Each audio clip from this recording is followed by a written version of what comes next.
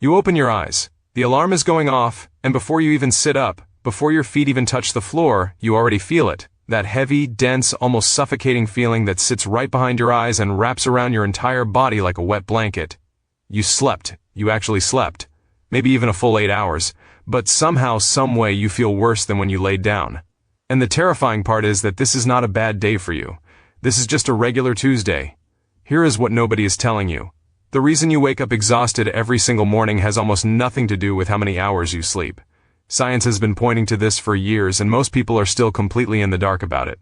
In the next few minutes, everything you think you know about tiredness is going to shift. And once you understand this, you cannot unsee it. But first, let me paint a picture because I have a feeling this is going to sound very familiar to you. You hit the snooze button. Once, twice, maybe 3 times. You finally drag yourself out of bed and the first thing you reach for is coffee. Not because you enjoy the ritual, but because without it, you genuinely do not feel like a functioning human being. You get through the morning in a fog. You sit down to do something that requires your brain, whether that is work, taking care of your family, making decisions, anything, and it feels like you are trying to think through wet concrete. By 2 in the afternoon, you are practically falling asleep where you are sitting. You push through the evening running on fumes, you collapse into bed, and then tomorrow the exact same thing happens again. That is not laziness. That is not weakness. That is a sign that something in your body is genuinely broken. And the system that is supposed to restore you overnight is failing you every single night without you even realizing it. Now before we go further, if you have already started recognizing yourself in what I am describing, and you are ready to actually do something about it rather than just learn about it, there is a program linked in the video description below this video. It is not for everyone. Honestly, if you are okay with just understanding the problem but not actually fixing it, that program is probably not for you. But if you are someone who is tired of being tired, someone who is done managing the symptoms and actually wants to go after the root cause, the link is there. Most people will scroll past it. The ones who do not are the ones whose lives actually change. Now let me get into what is really happening to you. Your body goes through something called sleep cycles while you are unconscious. Each cycle is roughly 90 minutes long. Within each cycle there are stages: light sleep, deep sleep, and REM sleep, which stands for rapid eye movement. Think of deep sleep as the physical repair phase. This is where your body is rebuilding muscle tissue, consolidating your immune system, regulating hormones, and doing the actual structural maintenance that keeps you alive and functioning. REM sleep is the mental restoration phase. This is where your brain processes emotions, files memories, clears out metabolic waste from your neurons, and essentially resets your psychological state so you can function the next day. Here is the brutal truth. Most people who feel chronically tired are barely getting enough deep sleep and REM sleep.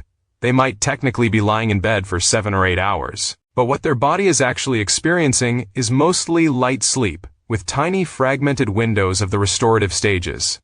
Their brain never fully repairs, their body never fully restores, and they wake up every single morning running on whatever small fraction of recovery actually happened in those brief stolen moments. And you want to know what is causing this? Let me give you the biggest culprits, and I want you to really sit with each one. The first one is cortisol dysregulation. Cortisol is your stress hormone. It is supposed to be low at night so your body can relax and recover, and it is supposed to spike in the morning to wake you up naturally. But for millions of people, chronic daily stress has completely inverted this pattern. Your cortisol is elevated at night when it should be falling, which keeps your nervous system in a low-level state of alert, preventing you from dropping into deep sleep. And then in the morning, your cortisol does not spike properly, which is why you wake up feeling like you have been hit by a bus, instead of naturally refreshed. Research has consistently shown that people with disrupted cortisol patterns experience dramatically less slow-wave deep sleep, which is the most restorative stage your body goes through. The second culprit is light exposure. Your body runs on a biological clock called the circadian rhythm. This clock is primarily set by light. Specifically, it is calibrated by natural sunlight in the morning and the absence of bright light at night. The problem is that most people today are doing the exact opposite. They are barely getting outside in the morning, they are living under artificial indoor lighting all day, and then at night they are blasting their eyes with blue light from phones, televisions, and computer screens right up until the moment they try to fall asleep. Your brain interprets that blue light as midday sunlight and suppresses the release of melatonin, which is the hormone that signals your body to begin the sleep initiation process. Your circadian rhythm gets pushed back, your sleep architecture gets disrupted, and your body never quite enters the deep recovery states it needs. The third culprit, and this one is underestimated by almost everyone, is body temperature regulation. Your core body temperature needs to drop by approximately 1 to 2 degrees Fahrenheit to trigger and maintain deep sleep. Most people are sleeping in environments that are too warm, which means their body is fighting against the temperature regulation process all night. Sleep researchers have documented this extensively. Even small increases in sleeping environment temperature can dramatically reduce the percentage of time spent in slow wave and REM sleep. The fourth culprit is something almost nobody talks about, and it might be the most important one of all. It is sleep timing. Your body has what researchers call sleep pressure, which is essentially a biological need for sleep that builds up throughout the day. This sleep pressure is most powerful during specific windows of the night that are aligned with your circadian rhythm. If you consistently go to bed at irregular times, if you sleep in dramatically on weekends, if you stay up late on certain nights and try to compensate by sleeping longer on others, you are constantly shifting your internal biological clock and interrupting those natural restorative windows. The people who sleep the deepest and wake up the most restored are almost always the ones with the most consistent sleep timing. Not necessarily the longest sleep, but the most consistent. Now here is what happens to a human being who lives year after year in this state of chronic sleep deprivation. And I want you to really feel this, because this is your life right now, if you are still waking up tired every morning. Your cognitive performance deteriorates.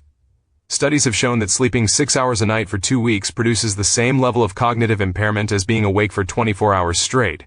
But here is the shocking part. People who are chronically sleep-deprived rate themselves as feeling only slightly tired. They lose their ability to perceive how impaired they actually are. You are making decisions, having conversations, doing your work, raising your kids, navigating your relationships at a fraction of your actual potential. And you have adapted so thoroughly to that diminished state that it feels normal to you. That is terrifying. Your emotional regulation collapses. The prefrontal cortex, which is the part of your brain responsible for rational thinking and emotional control, is one of the most sleep-sensitive regions in the brain. When you are chronically sleep-deprived, your emotional responses become amplified. Small frustrations feel catastrophic. Your patience evaporates. You snap at the people you love. You feel anxious in situations that would not have bothered a rested version of you. And then you feel guilty about those reactions, which creates more stress, which disrupts your sleep more. It is a loop that very few people figure out how to break. Your physical health erodes quietly in the background. Chronic poor sleep is directly associated with elevated inflammatory markers, weakened immune function, disrupted glucose metabolism, increased appetite for high-calorie foods, reduced testosterone and growth hormone production, and accelerated cellular aging. This is not theoretical risk. This is your body paying a biological debt every single night that you never fully recover from. Now let me tell you what the other side looks like, because I want you to imagine this viscerally. Imagine opening your eyes before the alarm goes off. Not jolting awake in a panic, but just naturally, gently coming to consciousness. Your body feels light. Your mind feels clear. You sit up and there is no fog. There is no desperate reach for caffeine. You actually feel like yourself. By mid-morning, you are in a state of genuine focus, the kind of focus where time disappears and your work flows out of you. Your mood is steady. Little things that used to irritate you just roll off. You have patience. You have energy that does not spike and crash, but just stays consistent throughout the day. You get to the end of the evening and you actually have something left to give to the people around you. You are present. You are there. And when you finally lay down, you fall asleep within minutes because your body is calibrated and your biology is aligned. That is not a fantasy. That is what a human being with a properly functioning sleep system actually feels like. And the distance between where you are right now and that version of your life is not as large as it might feel at 3 in the afternoon when you are running on your third cup of coffee. The changes that matter most here are not complicated. They are specific. They are consistent. And they work when they are applied in the right order, addressing the root causes rather than the symptoms. And that is exactly what the program linked below this video is built around. Not sleep hacks, not supplements to mask the problem. The actual mechanisms. The cortisol, the light, the temperature, the timing, the deep structural patterns that determine whether your body genuinely recovers tonight. If you are still watching this, you already know this applies to you. You have known for a while that something is off. The question is whether you are going to keep knowing it or whether you are going to do something about it.